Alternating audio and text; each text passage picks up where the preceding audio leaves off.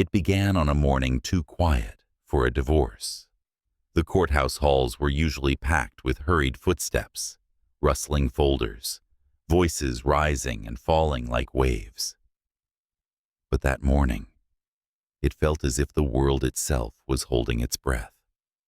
Lynn Lewis, a white American billionaire who had built an empire by making ruthless, clean-cut decisions, sat at a polished wooden table staring at the woman he once thought he would love for the rest of his life. Across from him sat Nora Black, brilliant, steady in the way that made storms seem like inconveniences. Yet today, she looked like a shadow of the woman he had married. Her shoulders were straight, her chin lifted, but her eyes looked like someone holding back a flood. The divorce papers lay between them like a wound neither could close. "You sure this is what you want?" the judge asked, though the question was a formality. Neither spoke. Nora picked up the pen first. Her hand trembled, but she didn't pause. The scratching of ink against paper sounded too loud in a room that should have been indifferent. It sounded final, like a door sealing shut. Lynn swallowed hard. He'd convinced himself this was necessary freedom, focus, the next phase of his life. Michael Paul, his closest partner and strategist, had repeated it so many times that Lynn had started believing it. "She's not driven enough for you, Lynn. You can't build an empire dragging dead weight." Dead weight. He hated that phrase now, yet he'd let it take root anyway. When Nora finished signing, she slid the papers across the table. She didn't look up, didn't frown, didn't cry. That calmness was somehow worse. "It's your turn," she whispered. Lynn took the pen before he could hesitate. Before she could say anything that might untangle the decision he'd spent months tying into a knot. His signature tore through the final page with a swift, decisive stroke. The moment the ink dried, something in the air shifted sharp, cold, irreversible. Nora rose immediately, grabbing her purse like she couldn't stay in the same room another second. "Wait." The word escaped him before he could stop it. She paused at the door, her back still turned. He could see her shoulders rise and fall with a deep breath. "I hope you find whatever it is you're looking for," she said softly. No bitterness, no anger, just a quiet kind of surrender. Then she walked out, heels tapping against the hallway floor, until the sound faded into nothing. The door clicked shut, and just like that, the marriage was gone. The lawyer cleared his throat. "Mr. Lewis, your copies will be finalized." "I know." Lynn cut in. He didn't want the details, didn't want the reminders. He stepped out into the hallway, but instead of walking forward like a man freed, he felt the world tilt. Everything seemed off balance. The people talking, the rushed footsteps, the fluorescent lights. It was all too sharp, too normal for what had just happened. Outside, rain drizzled like the sky was indifferent to human failures. The city smelled of wet pavement and lost chances. Lynn sat in his car and stared at the documents in his lap. Divorce decree. Final. Permanent. Done. So why did his chest feel like someone was pressing a fist against it? His phone buzzed. "Michael Paul." "It's done," Michael said without waiting for a greeting. "Good. That's good. Lynn, now you can move forward. We've got a celebration tonight, the penthouse. Bring your focus. Leave everything else behind. Everything else." Lynn stared at Nora's last signature, her trembling hand, her quiet voice, her back as she walked away. Sure, he forced out. He drove without knowing where he was going, letting the rain blur the city lights. His mind replayed every memory he'd tried so hard to bury, late-night whispers, plans for children they never had, dreams that once felt so possible. He had asked for this. So why did it feel like he'd just made the biggest mistake of his life? The rain thickened, tapping against the windshield like impatient fingers. He gripped the steering wheel tighter, but the hollow feeling only grew. At a red light, he saw his reflection in the glass cold, composed, successful. The image of a man who always got what he wanted. So why did he feel gutted? The light changed and he kept driving, away from the courthouse, away from the memories, away from the possibility of turning back. He told himself he was free. But freedom had never felt so heavy.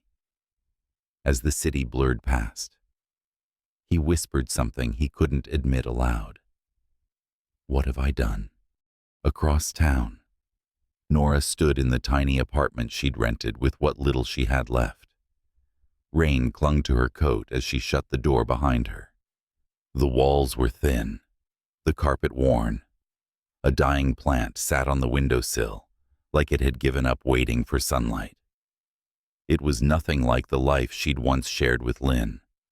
Their penthouse had been filled with warmth, steel, marble. Plans for a future that now felt like a story someone else had lived. She placed her bag on the floor and leaned against the counter. The nausea hit again sharp, unexpected. She clutched her stomach, trying to breathe through it. You're just stressed, she whispered. Just tired. But somewhere deep inside, something felt wrong, off, different. Her body was telling her something she wasn't ready to hear. She moved to the couch and pulled a blanket around her shoulders.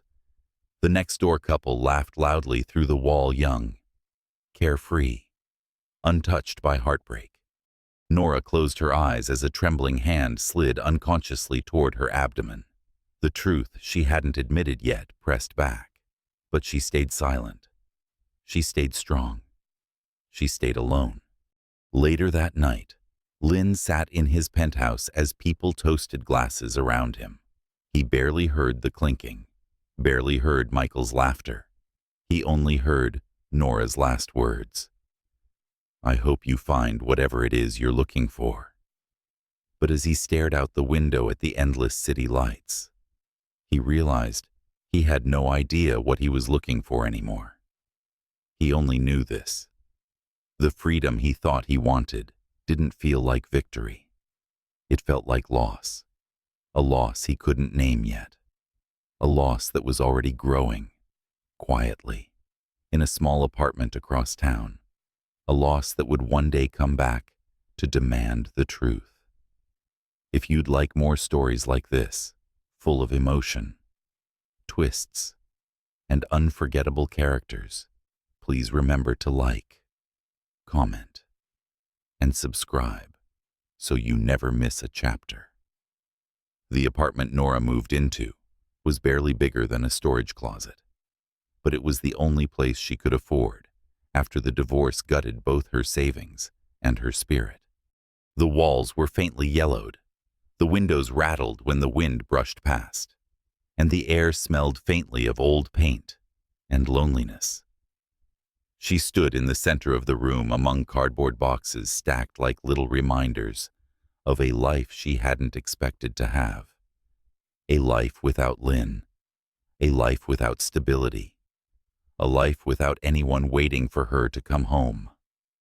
She lowered herself to the floor, knees pulled up, arms wrapped around them as if she was trying to keep herself from unraveling. You're fine, she whispered. You'll survive this. But even speaking felt like a lie.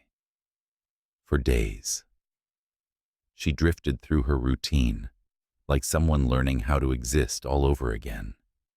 She unpacked slowly, as if hanging her clothes in the closet made this new life permanent.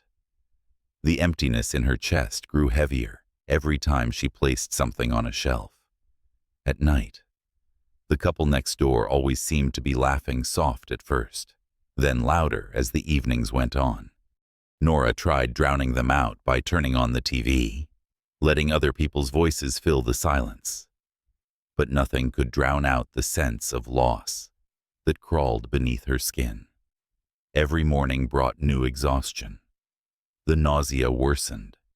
Food began to taste wrong, and coffee, the one comfort she thought she could rely on, made her stomach twist violently. Stress, she muttered each time, brushing her teeth twice just to rid herself of the sour taste. It's just stress. But it didn't feel like stress. It felt like her body was falling apart. At work, she sat behind a small desk, answering phones for a law office. She kept her head down, avoiding questions, letting the scripted greeting become a shield she hid behind. Good morning. Harmon and Associates. How may I direct your call? Her voice sounded steady even when her hands shook beneath the desk. During lunch breaks, she walked to a nearby park and sat alone, sandwich untouched. She watched mothers push strollers, toddlers toddle, couples walk hand in hand as if the world could never break them. She stared at them with a quiet ache, an ache she didn't fully understand yet. One afternoon, as she sat on her usual bench, the sunlight flickering through the trees like an apology, she saw him. Lynn. He was across the street, carrying grocery bags, walking beside Michael Paul.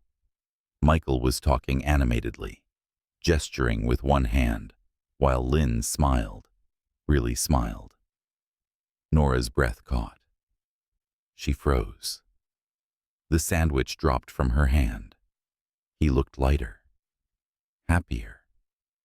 The relaxed version of himself she hadn't seen in years. The version he hadn't been with her. She ducked behind a parked car before he could turn his head, her chest tightening. Her hands shook violently as she crouched down, trying to keep her breathing quiet. Lynn laughed at something Michael said. It was the same laugh she used to love. The sound that once made her believe everything was possible. Now, it felt like a knife. She waited until they disappeared around a corner before she dared stand. Even then, she felt like her legs might collapse beneath her. That night, she stared at herself in the bathroom mirror. Her face looked pale, her eyes heavy. There was a softness forming around her waist, subtle, but impossible to ignore. Her hand moved to her stomach. No, she whispered. No, it can't be. But the look in her own eyes told her she already knew. The truth was no longer avoidable, and fear washed over her like ice. The next morning came with no mercy. She felt worse, dizzy, weak. The nausea hit in waves so sharp she had to grip the bathroom sink to stay upright. At work, she almost collapsed during a phone call. Her manager told her to go home early, but she didn't. She went to the park instead, sitting on the same bench she always did. The breeze carried the laughter of children past her, and for the first time, the sound didn't ache. It scared her, because she wanted it, because part of her already knew she wasn't alone anymore. When she finally dragged herself home that night, she dropped her purse on the couch and sat on the bathroom floor. Her phone trembled in her hand as she searched for a clinic. But she didn't need a test. Her body already knew. Still, fear pushed her to make the appointment. Fear and something else. Something like hope. Buried too deep to name. As she walked out of the bathroom, a sharp pain shot through her back. She gasped, steadying herself against the wall. Then a whisper from somewhere inside her said, "You're not just grieving. You're carrying something. Something that would change everything. Something Lynn had walked away from without knowing. And something he would not learn about, not yet." The clinic waiting room smelled of antiseptic and old magazines. Nora sat in one of the plastic chairs, elbows pressed to her knees, hands clasped so tightly her knuckles were pale. A wall-mounted TV played a daytime show. No one was watching. The clock ticked overhead, each second stretching longer than the last. She didn't want to be here, but her body had forced her hand. Her name was called, and she followed the nurse through a narrow hallway into an exam room. The fluorescent lights buzzed softly above her as she sat on the paper-covered table, the crinkling noise too loud in the small space. The doctor entered. Dr. Reeves, a young man with kind eyes shadowed by too many night shifts. "What brings you in today?" he asked gently. She hesitated. "I've been sick for weeks. Tired. Dizzy. The nausea won't stop. I fainted yesterday morning." His expression shifted, concern replacing neutrality. "Any chance you might be pregnant?" Her breath hitched. She wanted to say no.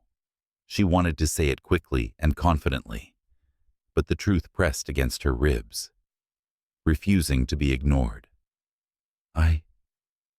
I don't know," she said. "All right," he replied softly. "Let's find out." He helped her lie back, lifted her shirt, and squeezed warm gel on her abdomen. The ultrasound machine whirred to life, and he moved the transducer across her skin. Nora stared at the ceiling. She didn't want to look, didn't want reality to have shape and sound. But the silence from Dr. Reeves stretched too long. She turned her head. His eyes were fixed on the screen, brows raised. "Is something wrong?"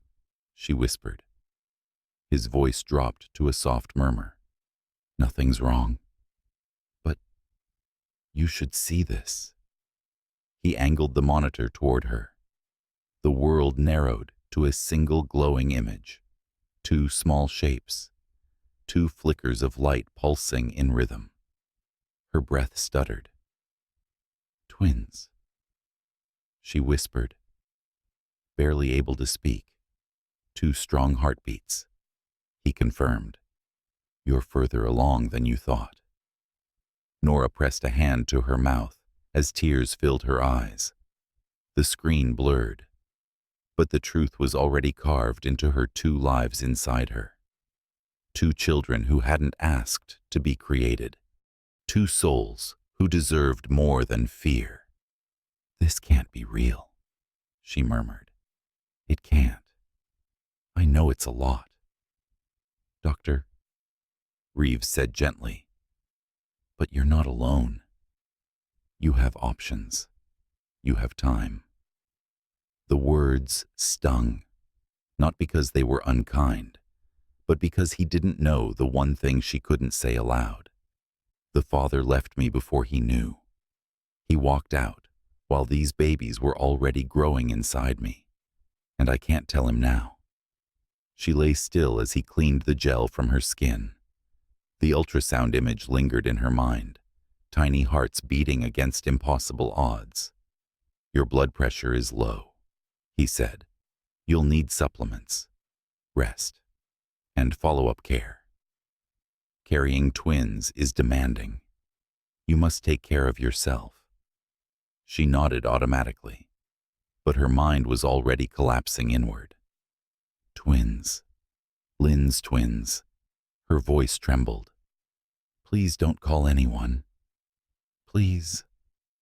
"I won't," he assured her. "Everything stays confidential."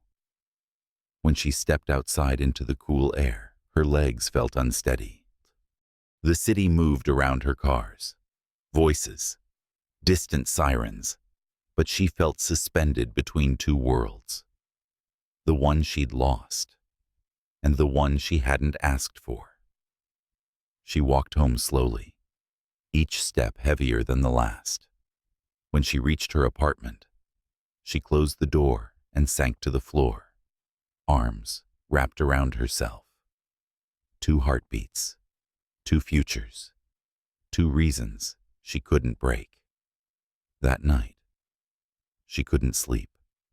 She sat awake, watching the shadow of the window frame stretch across the wall as the moon shifted. Her mind replayed the moment she'd seen Lynn laughing on the street carefree. Light, untouched by the storm she was drowning in. If he knew, would he come back? Would he regret leaving? Would he feel trapped? Or worse, would he feel nothing at all? She curled her knees to her chest, tears slipping silently down her cheeks. "I'll protect you," she whispered to the lives inside her, "no matter what." The words felt like a promise carved into her bones. Over the next few weeks, the symptoms intensified. The nausea became relentless. The exhaustion turned into a suffocating fog. Even simple tasks felt impossible. She worked from home, answering phones with a voice she barely recognized. She ate little, slept less, and every day, the truth grew along with the small swell of her belly. She never spoke Lynn's name out loud, but he lived in the corners of every thought she tried to outrun. One afternoon, while folding laundry, a sharp pain shot through her lower back. She gasped, gripping the counter. The room tilted for a moment, but she forced herself to breathe. Sitting down slowly as the pain eased. "Not yet," she whispered. "Please, not yet." Her hands trembled as she rested them on her stomach. "You're safe," she told the babies. "I'll keep you safe." But even as she said it, she felt something deep inside her shifting, the weight of responsibility, the crushing fear of doing this alone, the truth that she didn't have the luxury of collapsing when 2 lives depended on her. Weeks later, she went for a walk in the early evening, hoping the cool air might clear her mind. The city hummed with the familiar rhythm of cars and conversation. She sat on the same park bench she always did and closed her eyes. She heard footsteps approaching, fast, confident. Her heart stopped for a moment when she opened her eyes. Lynn and Michael again, walking down the opposite sidewalk, talking intently. Lynn looked good, almost too good, healthier than she'd seen him in months. His shoulders relaxed, his smile genuine. It hurt more than she expected. She pushed herself up and ducked behind a tree, pressing her back against the bark, heart pounding. She didn't know which felt worse, the idea of him seeing her or the fear that he wouldn't recognize her at all. Michael was talking sharply. "Once everything is in place, you won't have any distractions tying you down. You're free now. Lynn, don't look back." Nora closed her eyes. The words hit like a blow. Don't look back. They walked past without noticing her, their footsteps fading into the distance. She stayed hidden until her knees shook from the strain. When she finally walked home, the pain in her chest was deeper than anything physical. Later, she stood in front of the bathroom mirror, lifting her shirt. The small roundness of her belly was undeniable now. She pressed her fingers lightly against the curve. "They're yours," she whispered. But you chose freedom.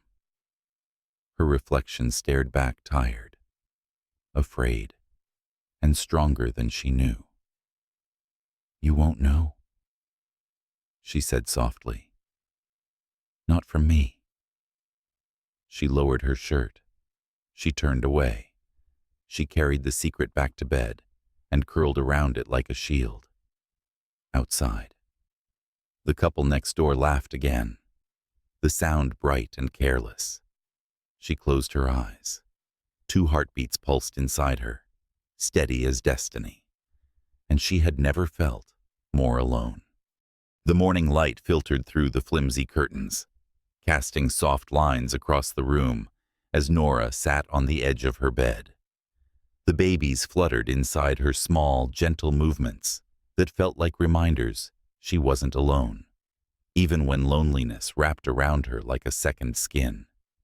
These movements had grown more frequent, more insistent, as if the twins were speaking in a language only she could understand. She placed a hand on her stomach, murmuring, "Good morning, little ones." The softness in her voice surprised her. There was gentleness there, an instinctive love she hadn't expected, one that crept in quietly despite everything. But her body was betraying her. Each day felt heavier than the last. Small tasks turned into mountains. She found herself leaning against walls, catching her breath, blinking away dizziness. Her feet ached, her back cramped, and every time she stood too quickly, the room tilted. She had stopped denying the reality this pregnancy was taking everything she had. After weeks of struggling through her remote work shifts, she finally scheduled an obstetric appointment. She told herself it was just for monitoring, to be safe. But deep down, she knew something wasn't right. The medical building was cold, humming with distant machinery. Women with partners, grandmothers, friends sat in the waiting room. She sat alone, her hands folded around her purse like a shield. When Dr. Okoye entered the room, her presence filled it instantly calm, authoritative, precise. Silver hair pulled back tightly, eyes that saw through everything. She scanned Nora's chart. "You've lost weight," she said flatly, "and your blood pressure is unstable." "I'm trying," Nora whispered. "It's been difficult." "You're carrying twins," the doctor said, her tone firm. "Twins demand more of your body than a single pregnancy. You need support, someone with you." "I'm fine," Nora insisted. "I can handle it." "Can you?" The doctor held her gaze, unflinching. "Because right now, you're not. Right now. Your body is telling us it's overwhelmed, and overwhelmed bodies break." Shame crept across Nora's cheeks. She wanted to defend herself, to say she was strong. But the doctor's words pierced through the silence she'd been carrying for months. "Do you have family?" the doctor pressed. "A friend." The father or his breath faltered. "No." The doctor sighed, exasperated, but not unkind. "You don't have to do this alone, but if you insist on doing so, then you must follow every instruction I give you." Nora nodded. "I will." But following instructions proved harder than she expected. The iron supplements made her nauseous. The protein shakes tasted like chalk. Her appetite vanished. Sleep slipped away like smoke. Nights were spent shifting positions, fighting cramps, struggling to breathe through the growing pressure in her abdomen. She told herself she was okay. She wasn't. One evening, she attempted to tie her shoes. Her stomach made the motion impossible. After 5 minutes of fumbling, her fingers shaking uncontrollably, she gave up and sat on the floor, tears running freely. "Pull yourself together," she whispered. But the words rang hollow. She stopped wearing shoes with laces after that. She stopped bending too much. Stopped walking far. Stopped pretending she wasn't terrified. The twins moved constantly now, rolling, kicking, stretching. She pressed her hand to her belly, whispering silent pleas for them to stay safe. Every day, she felt more fragile. One night, while making a cup of tea, a sharp pain sliced through her lower abdomen. She doubled over, clutching the counter. Sweat broke across her forehead. Her breath came in shallow bursts. "Not now," she gasped. "Please, not now." The pain wrapped around her and refused to let go. She made it to the couch, lowering herself slowly. But the contractions intensified. They came too close together, too fast. "No," she whispered, panic rising. "You're early. You're too early." Her phone sat on the coffee table only a few inches away. She reached for it, but another contraction tore through her, and her hand slipped. The phone skittered off the edge and slid beneath the couch. "No. No." She crawled forward, her movements sluggish and desperate. Her fingers brushed the edge of the phone, but a wave of pain hit her so hard it blurred her vision. Her breathing quickened. Sweat dampened her skin. She felt wetness beneath her, warm and terrifying. Her water had broken. Too soon. Something inside her shifted. Something wrong. Something dangerous. She tried to scream for help, but her voice cracked. The next-door neighbors weren't home. The building was quiet. She was alone. As she curled on the floor, dizziness washed over her like a tide, pulling her under. "I'm sorry," she whispered to the twins. "I'm so sorry." Her vision darkened, narrowing until only a thin sliver of light remained. She heard a noise outside barking. A dog. Loud, insistent, frantic. Then footsteps. Then a voice at her door. "Hello. Are you okay in there?" She couldn't answer. Could barely breathe. "I'm calling 911. The neighbor shouted. The rest blurred. Sirens. Footsteps thundering down the hallway. Hands lifting her. Lights too bright. Voices overlapping in urgent tones. Machines beeping. The cold bite of an ambulance stretcher. Someone saying, "She's crashing." Her consciousness flickered like a candle fighting wind. Somewhere far away. She thought she heard a whisper. "Hold on." Whether it came from a paramedic or something inside her, she didn't know. She only knew everything was slipping away. Her final thought before the darkness swallowed her whole was a name she hadn't spoken since the day he left. Lynn. Then the darkness closed. The hospital lights were merciless. White, sharp, and too bright. They cut through the fog of Nora's slipping consciousness as paramedics rushed her through the emergency doors. Voices echoed around her, urgent, layered, blending together like a frantic symphony she couldn't fully understand. "She's hypotensive. Pressure is dropping. She's losing too much blood. Move. Let's go. Notify OB. We have a twin pregnancy coming in unstable." Words washed over her like waves she couldn't escape. She wanted to speak, to whisper that she wasn't ready, that her babies weren't ready, but her lips wouldn't obey.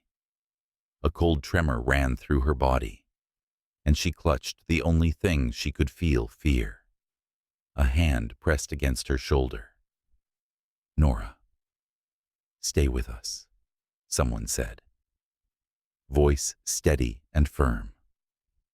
Don't let go. You hear me? Stay with us. But the darkness kept pulling at her. They burst into an operating room where the air was cold and sterile. Doctors swarmed around her bed. Machines beeped in faster rhythms. Gloves snapped. Metal instruments clinked onto trays. A voice, Dr. Okoye's, cut through the chaos like a blade. She's going into premature labor. Prep her now. We're delivering immediately. Nora wanted to tell her no. Not yet. She wasn't strong enough. The babies weren't strong enough. But her body disagreed.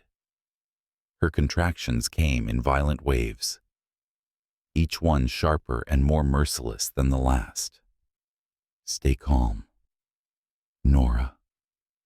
Doctor, Okoye said, leaning over her. We're here.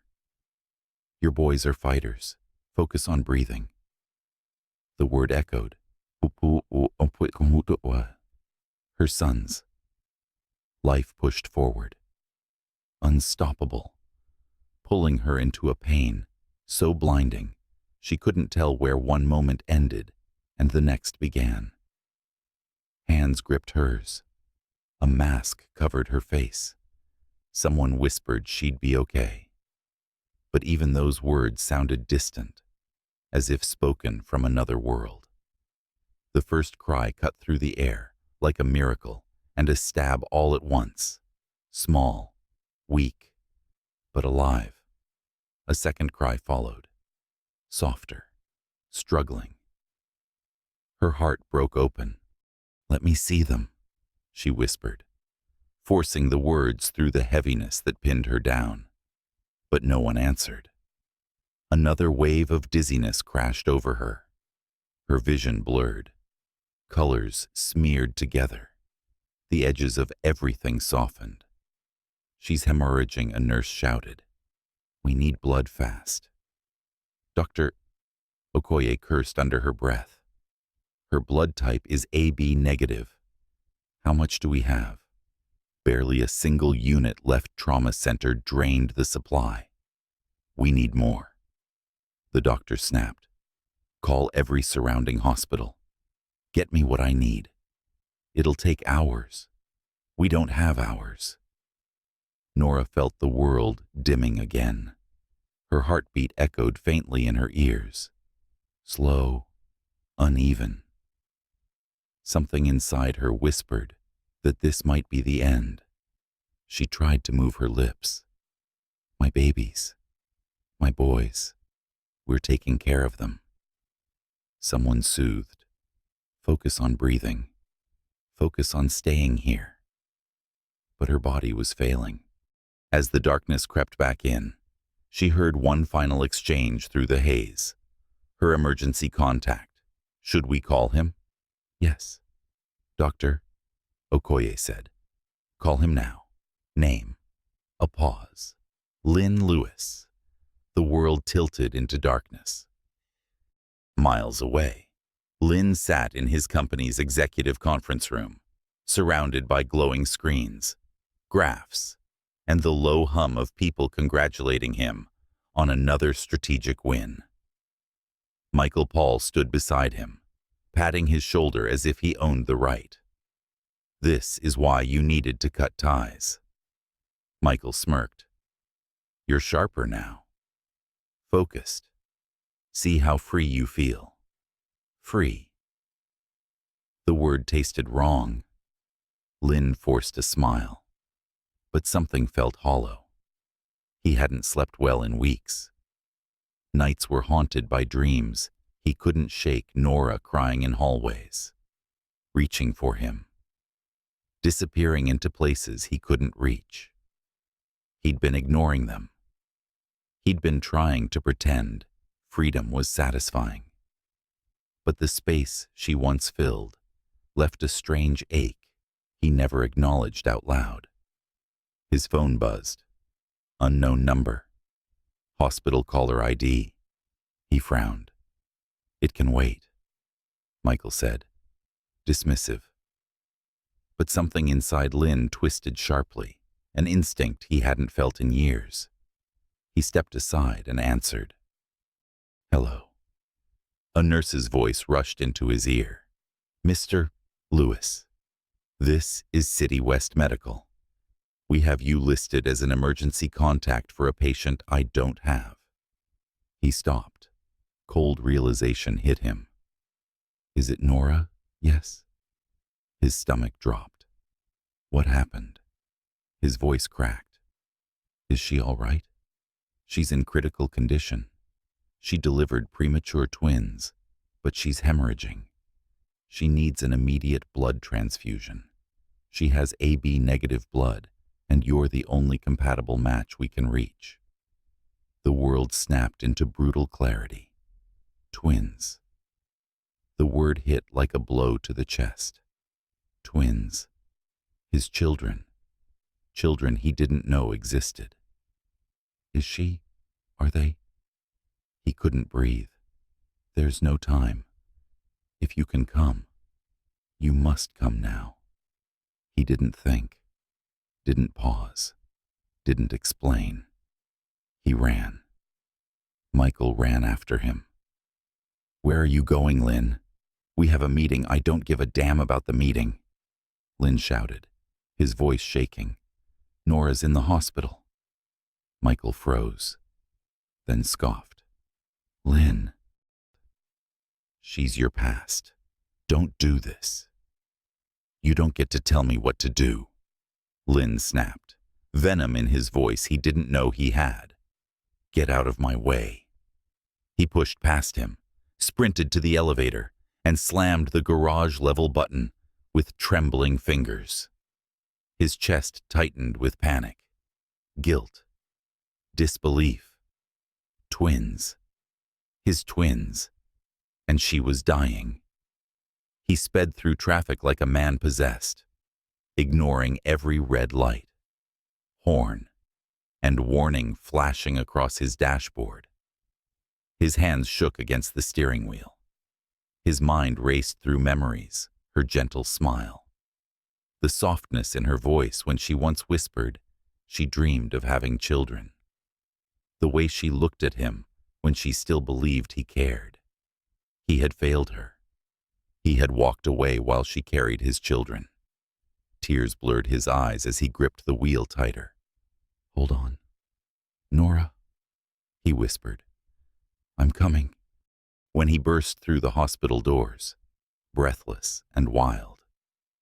Nurses startled at the sight of him. I'm Lynn, he gasped. Lynn Lewis. Where is she? A nurse rushed forward. Come with me. They led him through winding corridors into a room where a technician prepared equipment. Sit, she instructed. We need a direct donation now. He tore off his jacket and rolled up his sleeve before she finished speaking. The needle pierced his vein. Blood began to flow, red, warm, alive. Is she? He swallowed hard. Is she still? She's fighting. The nurse said, We're doing everything we can. He closed his eyes. He felt his heartbeat in his arm, felt his blood leaving him to save her, felt something inside him crack open something that had been shut for too long. I'm sorry. Nora. The words throbbed in his mind, echoing louder than the machines around him. I'm so sorry. When the donation was done, he stumbled off the chair, dizzy but determined. Where are the babies? He asked. The nurse hesitated. They're in the NICU, very premature, very fragile. Take me, he said. She brought him to a window overlooking 2 incubators. Inside them lay the smallest babies he had ever seen, tiny bodies covered in tubes and wires, chests rising and falling in fragile rhythms. His heart broke. His sons, his children, life he had walked away from without knowing. He pressed a trembling hand against the glass. "I'm here," he whispered to them. "Daddy's here." One of the babies stirred. Fingers no bigger than a grain of rice curled in a reflexive grasp. Lynn's throat tightened painfully. He stayed there until a nurse approached him softly. "They're stable for now," she said. "But you should see their mother." He turned, fear knotting in his stomach. "Is she—" "Come with me." He followed her down a quiet hallway. Each step felt like the world was tightening around him. They reached a dim room where machines beeped steadily. Nora lay still, pale, a thin oxygen tube under her nose. Her skin looked washed out, her body small beneath the sheets. Lynn stopped in the doorway. Breath knocked from his lungs. "Nora," he whispered. She didn't open her eyes, didn't move, didn't respond. He walked slowly to her side and sank into the chair beside her bed. His hands trembled as he reached for hers. Her fingers were cold. "I'm here," he whispered. "I'm not leaving. Not again." He lowered his forehead to the back of her hand. "I didn't know." He choked out. "I didn't know about them. I didn't know you were fighting all alone. I should have been there. I should have never." His voice broke. Machines beeped around him, indifferent to his grief. He lifted his head slowly, brushing hair from her forehead. "You have to come back. Please." But Nora lay silent, suspended between worlds, and Lynn realized the truth with a piercing clarity. If she slipped away now, he would never forgive himself. He would never recover from the loss of the woman he let walk out of his life, carrying the children he didn't know he had. He held her hand tighter, tears falling quietly onto her skin. "I want you," he whispered. "I want our family. Please, don't go." Outside the room, nurses moved hurriedly with charts and urgent steps. Inside, Lynn stayed completely still, a man who finally understood everything just moments before he might lose it all. The night stretched long and merciless, each hour unfolding with the weight of a lifetime as Lynn sat beside Nora's motionless form.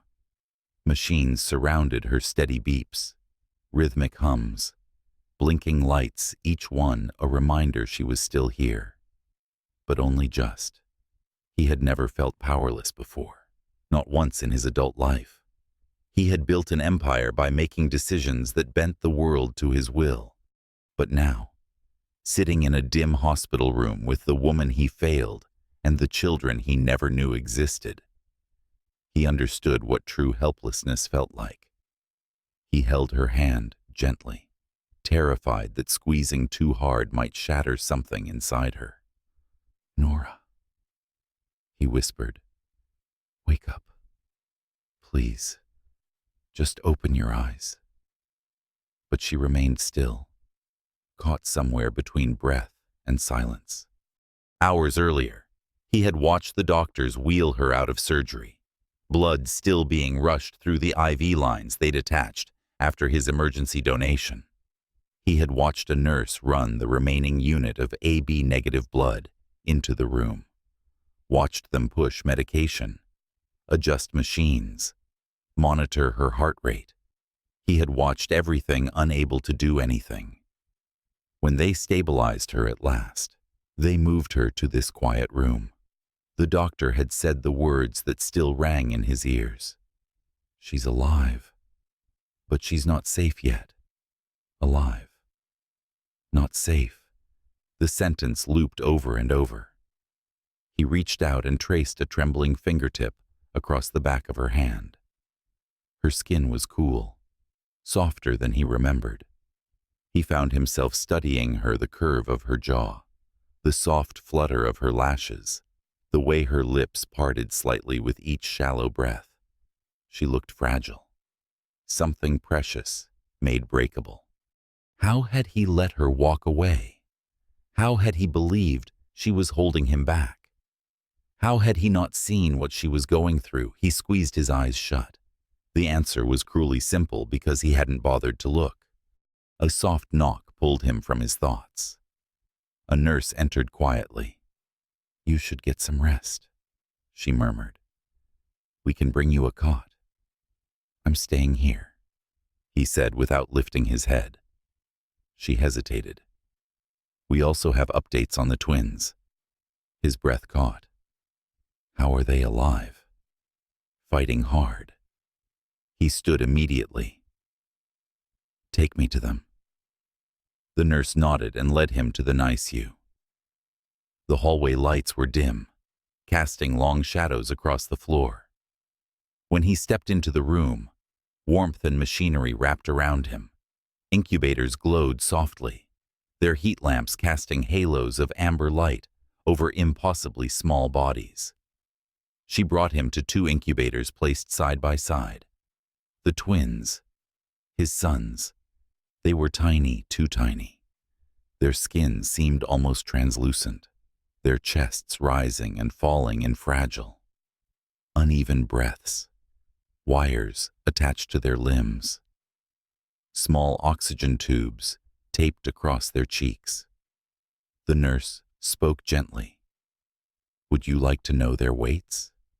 He nodded wordlessly. 1 pound 8 ounces, she said, nodding toward the first incubator, and 1 pound 11 ounces for the second. He stared, hardly breathing. He reached forward, hands trembling, and pressed his fingertip through the opening in the incubator wall. One of the babies moved barely, a small twitch, a reflex so faint it could have been imagined. But Lynn felt it like a lightning bolt straight through his chest. The connection, the recognition, the truth. He didn't care that they were small. He didn't care that they were fragile. They were his. He had created life with the only woman he'd ever truly loved. And he hadn't known, hadn't been there, hadn't protected her. His vision blurred as tears filled his eyes. "I'm here," he whispered to his sons. "I'm right here, and I'm not leaving you, either of you." He stayed for a long moment, memorizing their faces, even as wires covered most of them. He imagined what they would look like grown, imagined them laughing, running, calling him Dad. The ache inside him deepened. When he finally returned to Nora's room, he carried that ache with him. He sank into the chair beside her bed again. Sitting felt painful, but he didn't move. He didn't sleep. He didn't close his eyes for more than a blink. He just watched her. Hours passed. A doctor entered, glanced at her monitors, and nodded. "She's stable." "That's good." "But she's exhausted. Her body is fighting a lot." Lynn nodded slowly. "Is she going to wake up?" "I can't make promises," the doctor said. "But she's young, strong, and she held on through the worst of it." After the doctor left, Lynn leaned forward, elbows on his knees.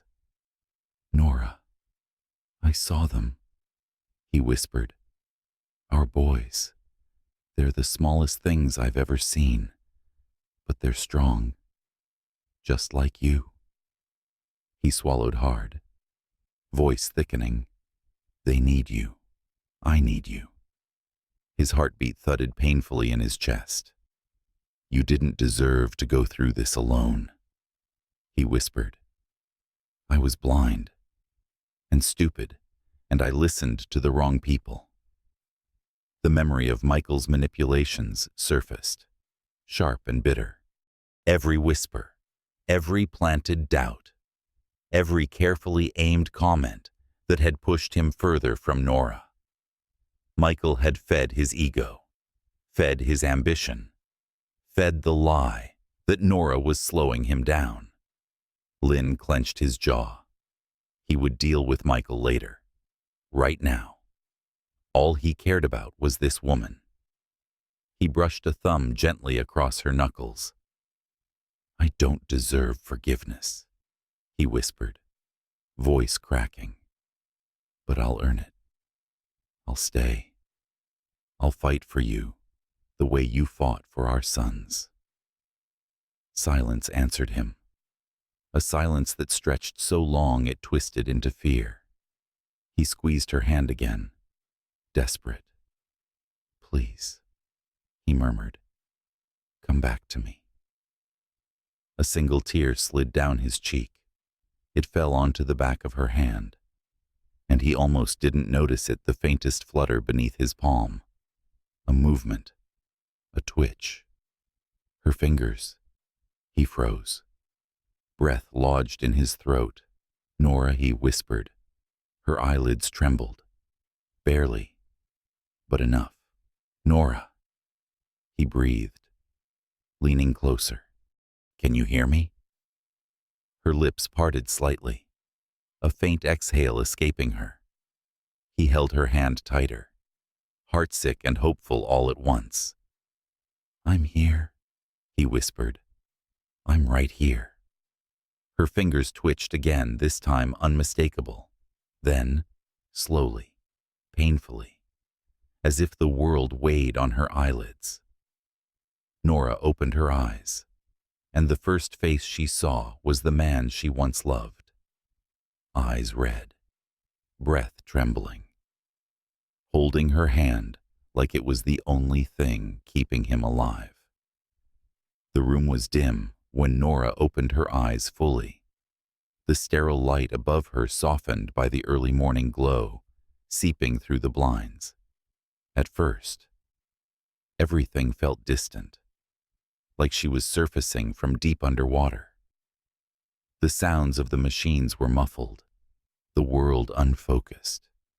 Then she felt warmth, skin against skin. A hand, strong, trembling, holding hers. She turned her head slowly, and her gaze met Lynn's. He looked like he hadn't slept in days. His hair disheveled, clothes wrinkled, a faint shadow of stubble along his jaw. But what stunned her most was his expression, a mix of relief, fear, guilt, and something she hadn't seen from him in a long time. Tenderness. "Nora." His voice cracked. "Thank God." She blinked, trying to make sense of the scene. Her throat was dry, her lips cracked. When she finally managed to speak, her voice came out hoarse. "What happened?" He swallowed, eyes glistening. "You collapsed. You lost a lot of blood. They had to deliver the babies early." Her heart lurched. "The babies, are they?" She tried to sit up, but pain ripped through her abdomen. She gasped and fell back against the pillow. "Don't move," Lynn said quickly, hands hovering as if he wanted to touch her, but didn't want to cause more pain. "You just came out of major surgery. Let your body rest." She shut her eyes tightly. "The babies. Lynn, tell me." He hesitated, but not with fear. With the weight of emotion he couldn't hide. "They're alive," he whispered. "In the NICU. Tiny, but fighting." Tears filled her eyes instantly, hot and relentless. She covered her mouth with her free hand as sobs shook her weak body. Alive. Her babies were alive. When she finally managed to breathe again, she opened her eyes. And the first thing she saw was Lynn wiping his own tears quietly, like he wasn't sure he had the right to cry. She stared at him, confusion clouding her features. "Why are you here?" It wasn't an accusation. It wasn't anger. It was genuine bewilderment. He flinched, guilt rising in his expression. "They called me," he answered softly. "The hospital. They listed me as your emergency contact." Nora closed her eyes. She had forgotten about that, forgotten to remove him, forgotten to replace him with anyone else. "And when they said you were dying," he continued, voice barely above a whisper. He broke. Just like that. The words shattered in his throat. She opened her eyes again. "Lynn." He took a shaky breath. "They said you needed blood. My type matched. I didn't think. I just came." Silence settled between them, heavy and fragile. Nora's gaze fell to their intertwined hands. She hadn't realized she was still holding him. She tried to pull away, but he didn't let go. His grip tightened, not painfully, but desperately, like letting her go meant losing something he couldn't bear to lose. "Nora," he whispered. "I saw them." Her heartbeat stilled. "The babies," he said. "Our sons." Her lips parted in a soundless gasp. She turned her head away, eyes filling again. "You weren't supposed to know," she whispered. "Not like this." He closed his eyes as if the words hurt. "I should have known sooner. I should have known the moment you started getting sick. The moment we—" His voice cracked. "I should have been there." She stayed silent. He leaned closer, his voice trembling. "Why didn't you tell me?" She breathed slowly, each word a struggle. "You chose to leave. You had a new life, a new direction, a new sense of freedom. I wasn't going to drag you back with a pregnancy you never asked for." His jaw clenched, regret washing over him. "I wasn't free. I was stupid and blind." She closed her eyes. "You looked happy." "No," he whispered. "I looked distracted. I looked like a man trying to convince himself he hadn't destroyed the best thing he ever had." She opened her eyes again, stunned by the honesty in his voice. He leaned in slightly. "I saw you before, in the park. You hid from me." She stiffened. He swallowed hard. "You were already pregnant. You were alone. And I walked right past you." Her lips trembled. "I didn't want you to see me sick, falling apart. I didn't want you to pity me." His voice deepened, sadness threading through every syllable. "I don't pity you. I'm ashamed." The words hung in the air, raw, painful, true. Nora took a shaky breath. "Lynn, the babies are early. Too early. They might not." Her voice cracked. "I can't lose them." He stood, not suddenly, not frantically slowly, with a calm that unnerved her. He placed both hands gently around her fragile fingers. "You are not losing them," he said firmly. "Do you hear me? They're fighters, just like their mother." She felt her throat tighten. "I don't know if I'm strong enough." He shook his head. "You carried them alone. You worked. You survived stress, sickness, pain I didn't even see." His voice trembled with reverence. You've been strong for so long. Nora, you're allowed to rest now. I'll take the weight." She stared at him, really stared, and saw a man she didn't recognize. Not the cold, distant Lynn she divorced, not the ambitious empire builder Michael shaped, but someone softer, someone broken and rebuilding, someone real. She whispered, "Go see them for me." "I already have," he said, "but I'll go again. I'll be with them every minute until you can tell them." She swallowed. "Tell them Mommy loves them." A tear slid down his cheek. "I already did."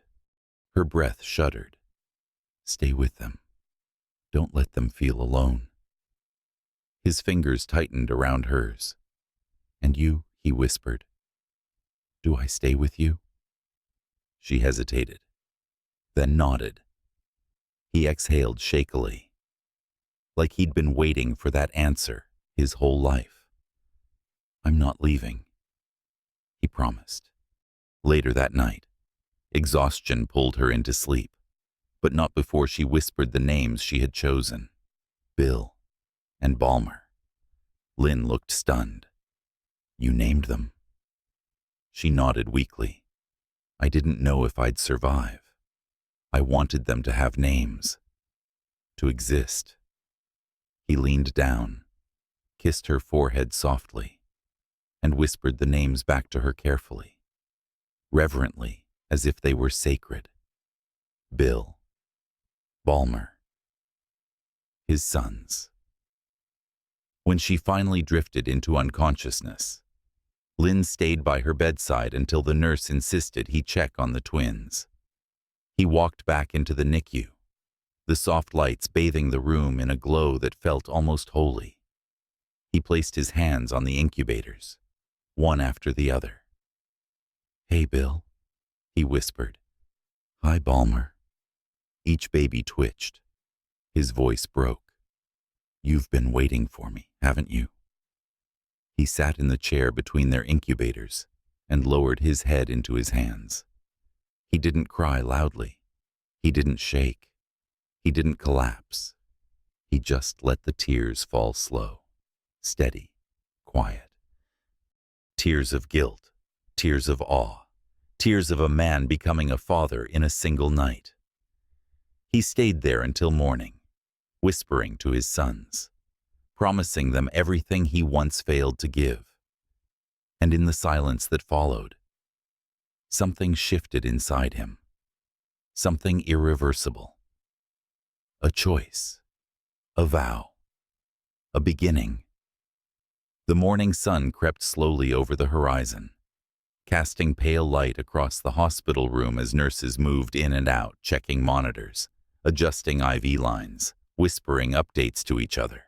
Lynn hadn't moved from his chair beside the incubators in the NICU. His eyes were red, his posture stiff, but his focus never wavered. 2 sons, 2 tiny fighters, 2 reasons to breathe differently. He had held many titles in his lifetime: CEO, strategist, innovator, but the word father felt heavier, unearned, sacred. He pressed a palm gently to each incubator again, watching the shallow rise and fall of the babies' fragile chests. When a nurse approached with a chart, she paused carefully. "Mr. Lewis, you've been here all night."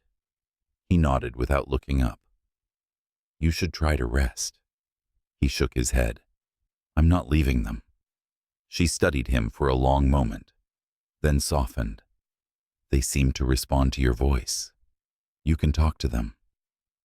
He exhaled shakily and leaned closer. "Hey, little men," he murmured, forcing a smile. "It's Daddy again." The smaller twin stirred faintly, as if answering. He swallowed hard. "We have a lot to talk about." He stayed there until a soft knock sounded behind him. He turned and saw Dr. Okoye. "We need to talk," she said. They stepped into the hallway, away from the gentle beeping inside the NICU. Her expression was stern, tired, but not without compassion. "Your sons are stable, but fragile. They have a long road ahead, but they're strong." He nodded, absorbing every word. Then he asked the question that had haunted him since the night before. "And Nora, doctor?" Okoye folded her arms. "She survived the surgery. She lost a dangerous amount of blood. But the transfusion saved her. Her vitals are stabilizing. She may wake again. Fully.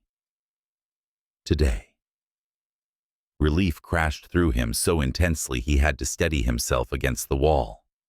"But," the doctor continued, "she cannot be emotionally overwhelmed. Not yet. Her body suffered severe trauma. Stress could trigger setbacks." Lynn blinked. "I won't stress her." The doctor eyed him sharply. "See that you don't." He stiffened. "I love her." The doctor raised an eyebrow. "Do you?" He didn't hesitate. "Yes." She studied him for a long, measured beat. "Then learn what she's been through, and understand that she didn't hide those babies from you, to hurt you. She hid them because she didn't feel safe with you." The truth struck him like a physical blow. "I know," he whispered. "I know what I did." She nodded slightly. "Good. Then start fixing it." When he returned to Nora's room, she was awake again, eyes half open, breathing steady. She looked exhausted, but aware. He approached slowly, quietly, like he was afraid to scare her back into unconsciousness. "Hey," he whispered. Her gaze shifted to him. "You didn't leave." He pulled the chair closer. "No." Her lips trembled. "How long?" "All night." Silence stretched between them. She looked down at her hands. "Did you see them again?" He nodded. "They're stronger this morning." A tear slipped down her cheek. "Can I see them?" "Not yet," he said gently. "The nurses want you stable first." Her breath quivered. "I feel empty without them. You carried them for months." He whispered. "Your body needs time to recover from the shock." She looked at him again, really looked, and he saw the faintest flicker of fear beneath the surface. Fear she wouldn't admit. He reached out, pausing to give her a chance to pull away. When she didn't, he took her hand. "I'm not going anywhere." "Nora." She stared at him with eyes full of pain, confusion, and something he didn't deserve, trust, trying to be reborn. "You weren't there," she whispered, "for so long." "I know," he whispered, voice breaking. "And I will regret that for the rest of my life."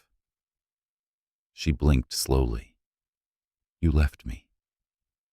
He nodded, tears filling his eyes. "I did. And I shouldn't have. I let someone get in my head. I let ambition drown out what mattered. I listened to the wrong man." "Michael," she murmured. His jaw tightened. "I should have seen what he was doing. He kept telling me you were holding me back, that I needed freedom, that I needed distraction. And you believed him." "Yes." His voice cracked. "But I don't anymore." She exhaled weakly. "That doesn't fix anything." He tightened his grip on her hand. "No, but I will." She shut her eyes for a moment, fighting tears. "Why now? Because seeing you on that floor, barely breathing, realizing I could lose you and our sons.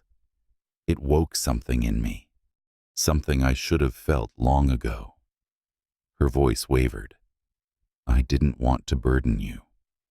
You're not a burden, he said, voice firm. You never were.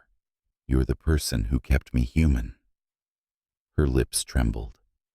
I felt like I was disappearing when you walked away. His throat tightened. I disappeared first.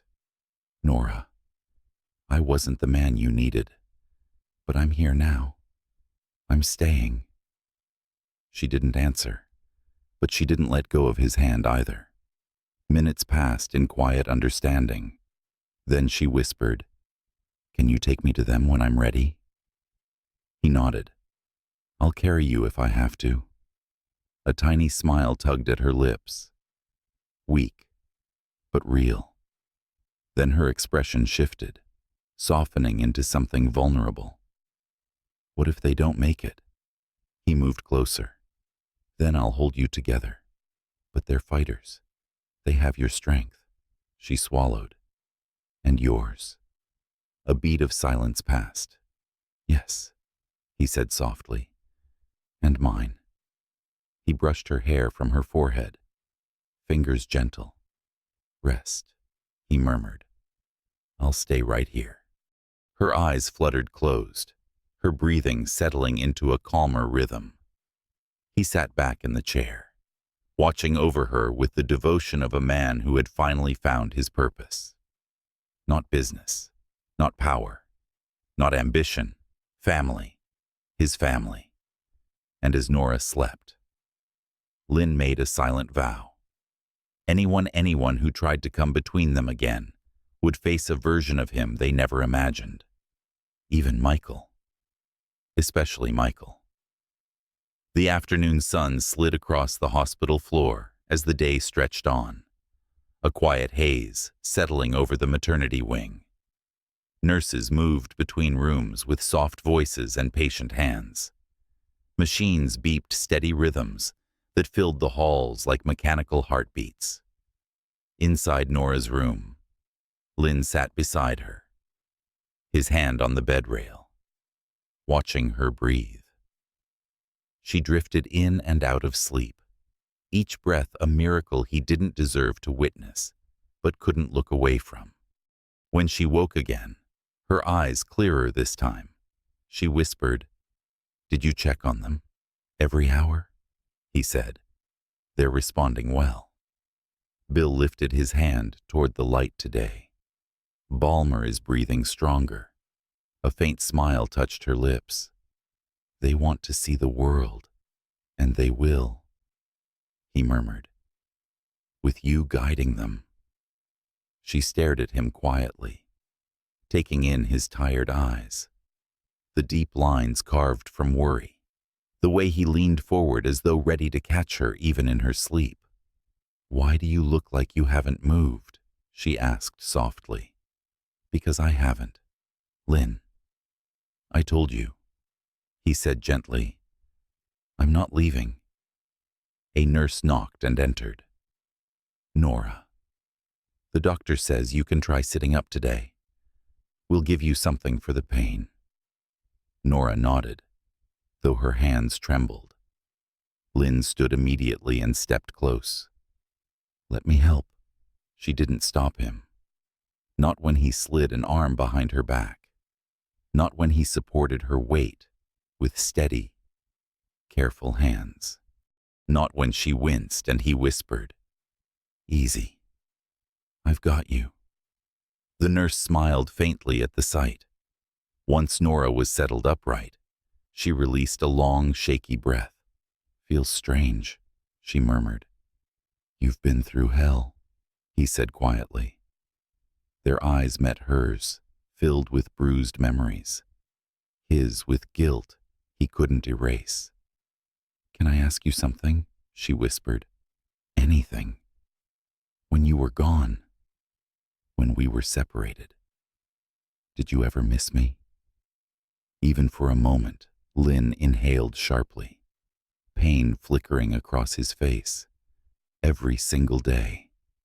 But I convinced myself it was weakness. Michael said. She cut him off with a pained sigh. Michael, always Michael. He nodded, shame heating his cheeks. I let him get inside my head. I let him paint you as an obstacle.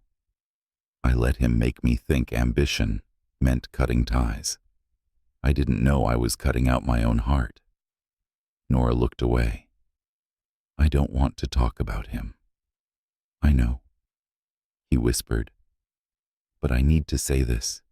He manipulated me. I was too proud to see it. She didn't respond. Instead, she stared at her hands that had held her stomach through fear. Hands that had carried 2 lives while she worked, cried, and hoped alone.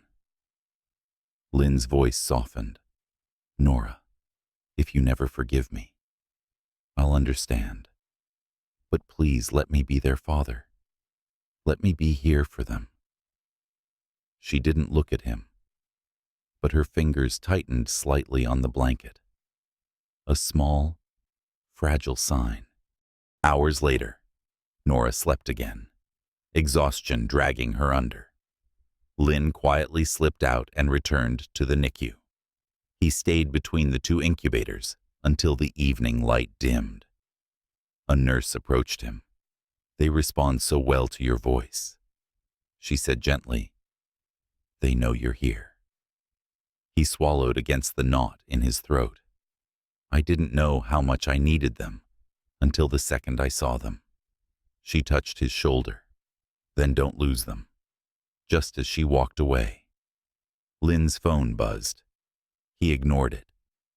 But when it buzzed again and again, he recognized the name flashing across the screen. Michael. He stepped out into the hallway and answered. Where the hell have you been? Michael snapped.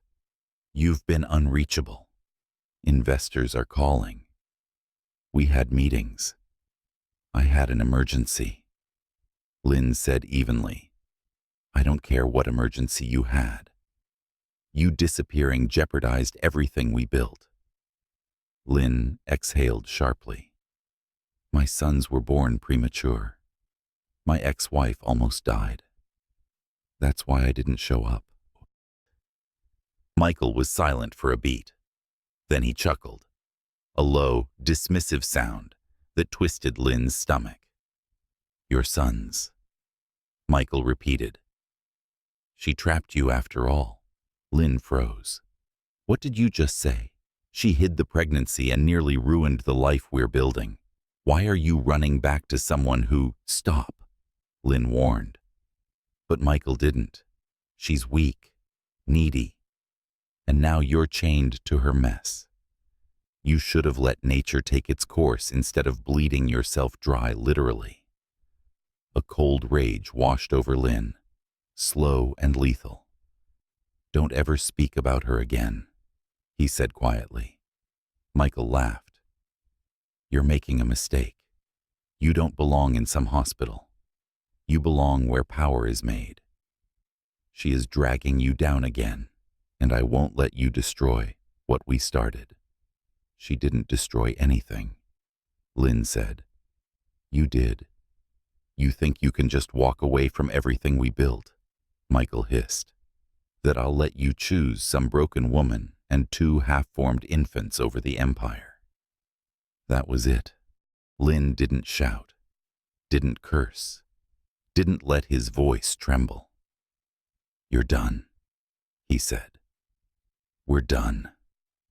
I'm removing you from every project. You won't be anywhere near my life or my family again. You're making the biggest mistake.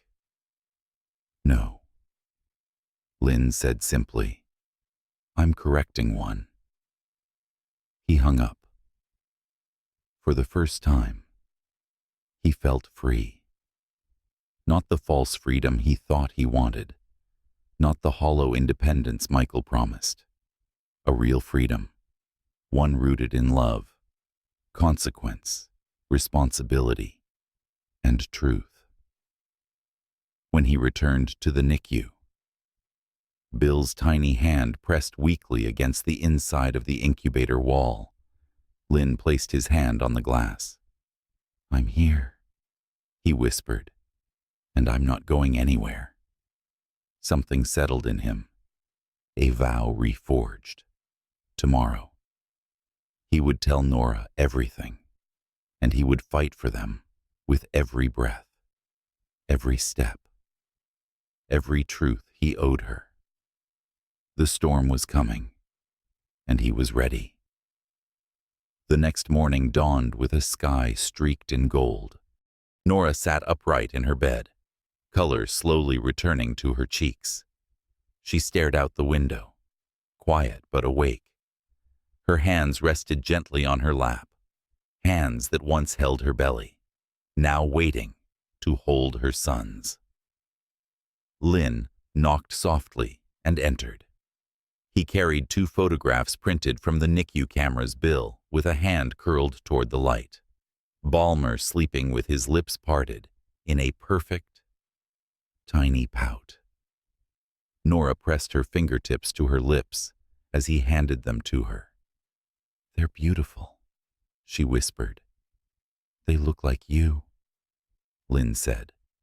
She shook her head. "I don't know if I'm ready to see them in person." He pulled a chair closer. "You will be, and I'll be right there with you." Her eyes glistened. "I'm scared." "I know," he said softly. "But courage isn't the absence of fear. It's choosing to show up anyway." She breathed slowly, letting his words settle into her. But before she could respond, her door swung open sharply. Michael walked in. Nora froze. Lynn stiffened instantly. Michael's eyes swept the room with disdain. "Well," he sneered, "I see the tragic reunion is fully underway." "What are you doing here?" Lynn asked, rising to his feet, voice low and dangerous. "I came to give you one last chance," Michael said, "before you throw your life away." Nora's heartbeat quickened. She didn't know this man, but she instantly sensed the poison in his voice. Michael turned on her. "You're toxic for him. You always were. He was finally becoming someone powerful until you pulled him into this mess." Lynn moved, stepping between them. "Don't speak to her." Michael ignored him. "And now look. You're lying here, draining him again, forcing him into ruin. You think raising premature children alone will save you. You think dragging him back into your chaos will stop," Lynn said, his voice calm but sharp as a blade. Michael scoffed. "You owe me everything." "No," Lynn said. "I owe you nothing." Michael stepped forward. "You walk out on our deal, and I'll bury you professionally. I'll turn every investor, every partner, every board member against you." Lynn didn't flinch. "Try." Michael stared, stunned by the confidence. Nora, still weak, gathered her breath. "You used him," she said softly. "You isolated him. You twisted everything." Michael glared at her. "I kept him focused." Lynn shook his head. "You kept me blind." Michael laughed bitterly. "So this is who you choose, a woman who hid your own children from you." Lynn's jaw tightened. "She didn't hide them. I blinded myself to everything she felt, everything she carried, everything she tried to tell me. I left her. I abandoned her. She owes me nothing. I owe her everything." Michael stared in disbelief. Lynn stepped closer, voice low. "Get out." Michael's smile curled. "Or what?" or I will make sure you're removed from every position you hold, every project you touch, every investor you manipulate. I know your financials, your back channels, your shell companies, and now I have motive. Michael paled. You wouldn't dare. Lynn leaned in. I dare. And I'm done letting you control me. The room pulsed with tension. Michael looked between them. Nora sitting tall despite her weakness. Lynn standing like a shield, and realized he lost. You'll regret this. He spat. Both of you. Nora met his glare with calm strength. He finally made the right choice. Michael turned sharply and stormed out. The door slammed so hard the walls shook. Silence followed. Then Nora whispered, You chose us. Lynn turned back to her slowly, eyes soft. I should have chosen you every day. She swallowed. Emotions rising. I'm still hurt. I know. I'm scared to trust you again. I know. But when you stood between us and him, her voice trembled. I saw the man I married. He exhaled shakily. I want to be him again. For you. For them. For myself. She stared at him for a long, quiet moment. Then she held out her hand. He took it gently, almost reverently. You want to see them? He asked softly. She nodded. A nurse arrived moments later with a wheelchair. Lynn helped Nora into it slowly, carefully, supporting her weight as though she were made of glass. They rolled down the hallway together past doors, past nurses who hid knowing smiles, past the machines and quiet miracles that filled the hospital. When they reached the NICU, the nurse held the door open. Lynn looked at Nora. Are you ready? Her voice broke. Yes. Inside. The soft lights glowed. The babies lay in their incubators. Tiny. Fragile. Perfect. Nora covered her mouth as a sob escaped her. My babies. Lynn wheeled her closer. One at a time. The nurse lifted each newborn and placed them gently into Nora's arms, Bill first. Then Balmer. They were so small. Their breaths, soft puffs against her skin. Nora cried quietly. Overwhelmed by love, she had fought to protect alone. Lynn knelt beside her, slipping an arm around her back with careful tenderness. She leaned into him without thinking. Their family, their miracle, their second chance. Nora whispered, We're not perfect. No, Lynn murmured, but we're together. She looked at him through tears. Stay with us. His voice broke. For the rest of my life. Outside. Sunlight poured through the windows, warm and golden, bathing the room in a glow that felt like blessing. Nora cradled their sons. Lynn held her close.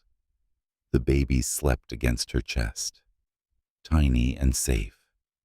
And in that room, wrapped in light and forgiveness, their love battered, tested, resurrected was finally reborn.